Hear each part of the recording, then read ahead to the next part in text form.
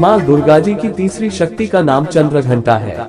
नवरात्रि उपासना में तीसरे दिन की पूजा का अत्यधिक महत्व है और इस दिन इन्हीं के विग्रह का पूजन आराधन किया जाता है। इस दिन साधक का मन मणिपुर चक्र में प्रविष्ट होता है। इस देवी की कृपा से साधक को अलौकिक वस्तुओं के दर्शन होते हैं, दिव्य सुगंधियों का अनुभव होता है और कई तरह की ध्वनियां सुनाई देने लगती हैं। देवी का ये स्वरूप परम शांतिदायक और कल्याणकारी माना गया है। इसीलिए कहा जाता है कि हमें निरंतर उनके पवित्र विग्रह को ध्यान में रखकर साधना करना चाहिए।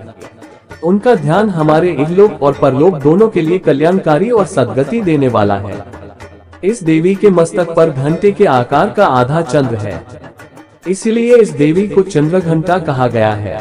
इनके शरीर का रंग सोने के समान बहुत चमकीला है।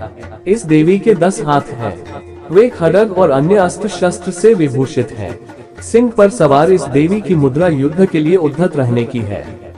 इसके घंटे सी भयानक ध्वनि से अत्याचारी दानव, दैत्य और राक्षस कांपते रहते हैं। नवरात्रि में तीसरे दिन इसी देवी की पूजा का महत्व है। इस देवी की कृपा से साधक को अलौकिक वस्तुओं के दर्शन होते हैं, दिव्य सुगंधियों का अनुभव होता है और कई तरह की ध्वनियां सुनाई देने लगती हैं। इन क्षणों में साधक को बहुत सावधान रहना चाहिए।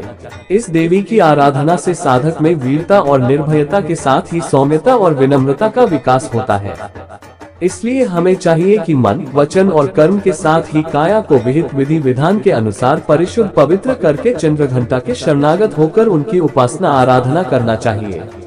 इससे सारे कष्टों से मुक्त होकर सहज ही परम पद के अधिकारी बन सकते हैं। ये देवी कल्याणकारी है। मंत्र पिंड प्रवरारूढ़ा चंद्र को पस्त्र के दूता प्रसादम तनुते मह्यम चंद्रघंटति विश्रुता।